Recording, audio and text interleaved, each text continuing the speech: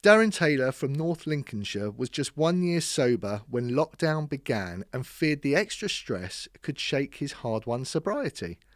But the author, father of two, and business development manager has started calling his home his sober bubble and feels that the extra family time and the fact that no one is out socialising and drinking has made his second year of enforced lockdown sobriety easier than his first. The 43-year-old says that publishing the book he wrote over the first lockdown has played an important part in changing his relationship with alcohol. Part memoir, part self-help guide, Finding Your Sober Bubble chronicles Darron's scum-thought upbringing in a world where he says heavy drinking was normalised.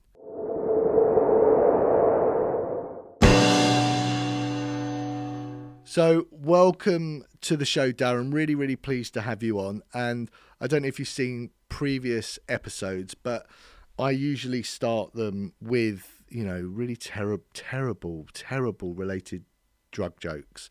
But I've decided I'm going to stop making drug-related jokes now because I think it's a methed up thing to do.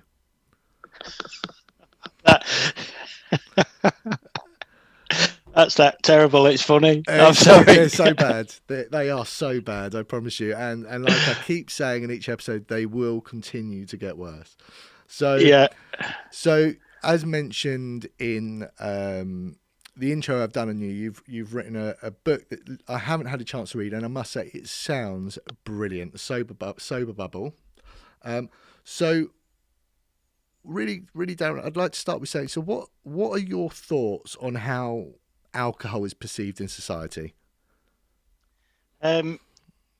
Quite strong, actually, because I think there's this whole, perception's quite a big word, because something, whether it's right or wrong, if someone perceives it, then in their mind it's correct, whether it is or not.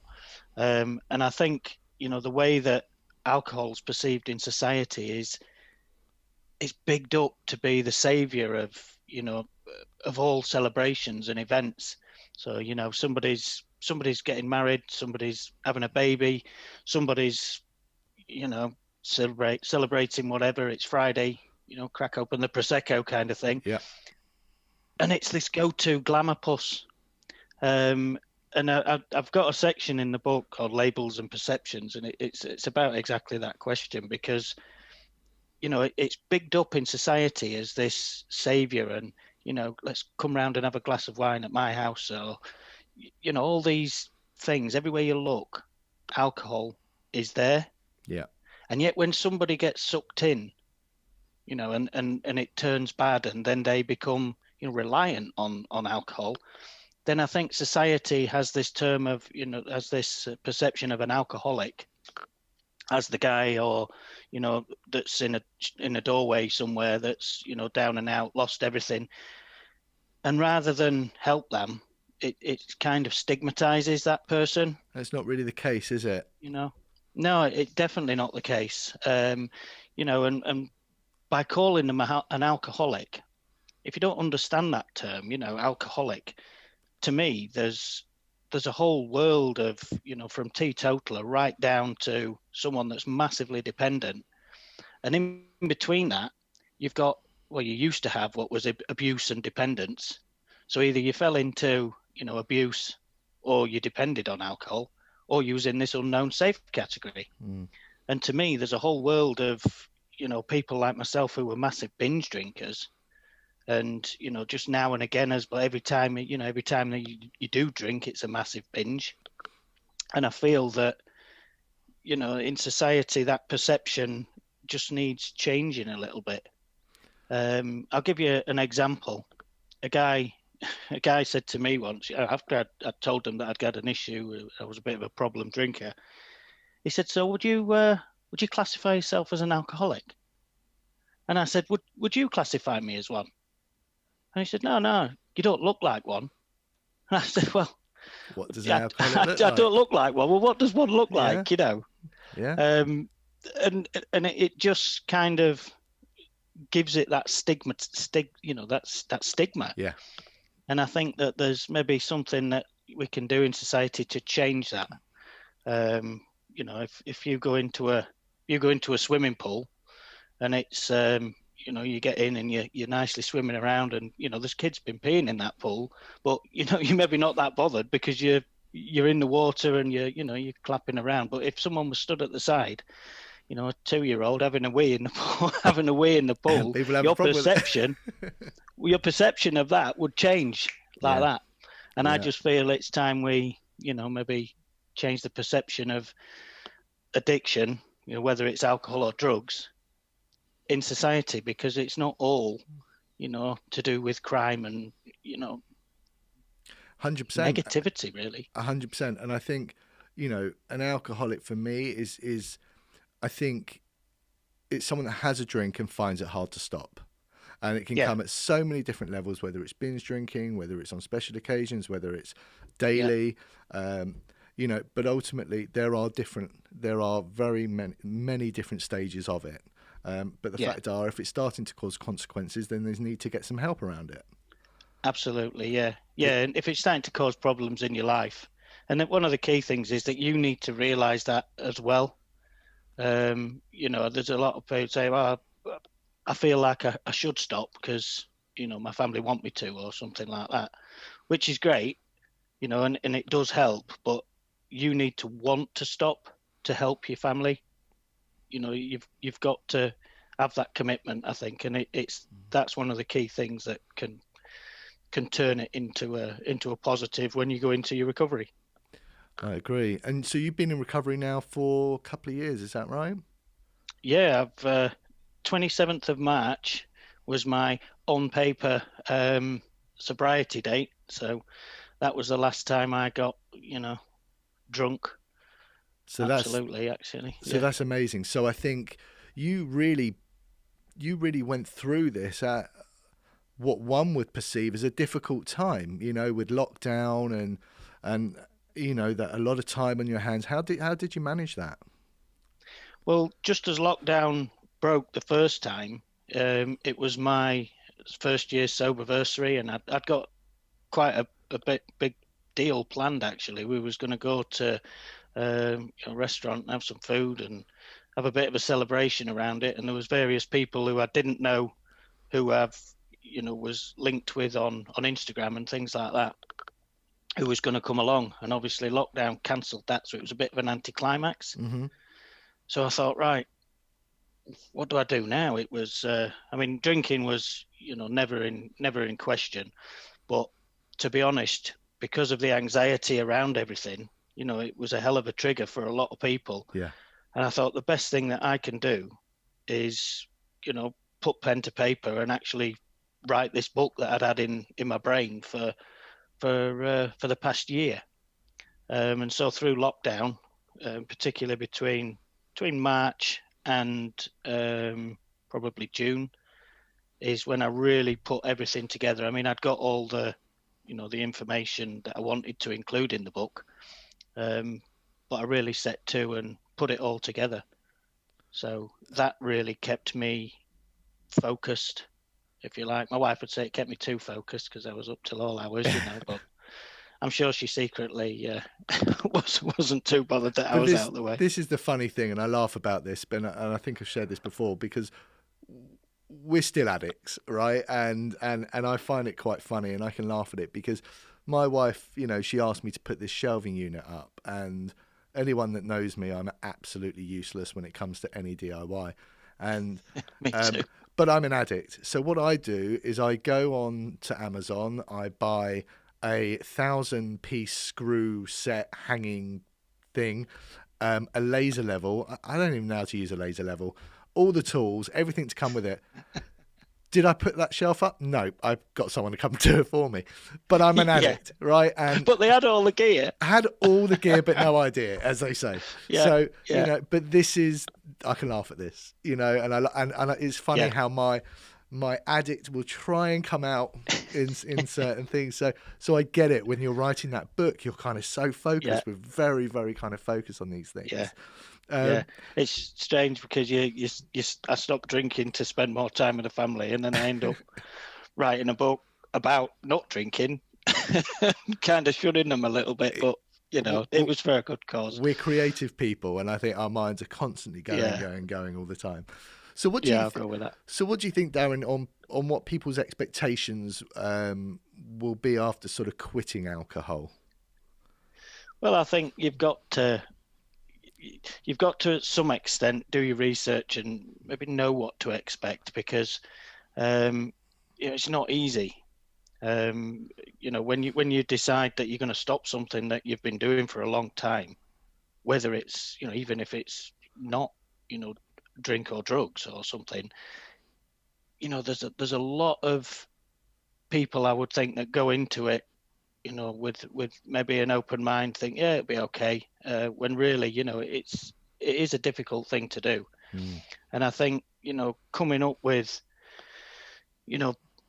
reasons to avoid going places, and, looking at all these aspects that are going to come in, such as cravings and, the aftermath of quitting booze, you've really got to, do your research and plan for it, because once you stop, you'll see that alcohol is everywhere. And that can be a massive trigger. You get sugar cravings, you get, you'll start feeling sorry for yourself, and you will feel, you'll feel waspy, and you'll want to tear the house down. Certainly that was my experience. Okay, you might not want to tear the house down, but you're going to feel a little bit agitated. And I think trying to get an understanding of what that is, and plan for it, is one of the key things, when you quit. And also having a support network, so telling people. I find if I couldn't have not said anything and then been invited somewhere and made an excuse, for example, or I can't come because it's my granddad's 115th birthday or whatever. I just said, look, I'm stopping drinking.